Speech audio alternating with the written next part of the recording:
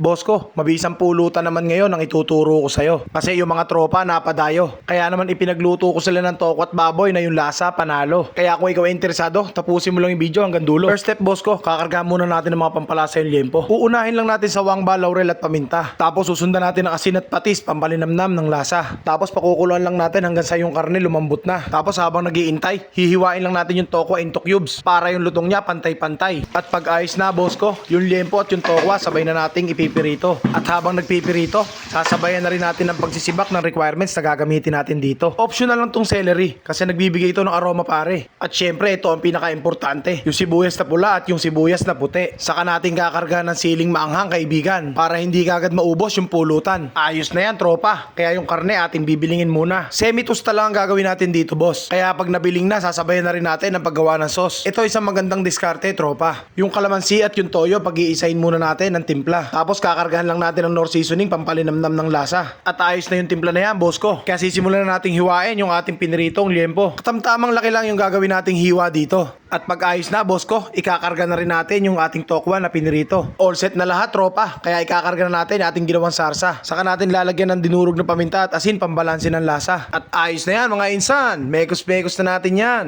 At okay na mga boss ko, kung ikaw ay natuto, pakipollow naman ako at pakishare yung video. Bye!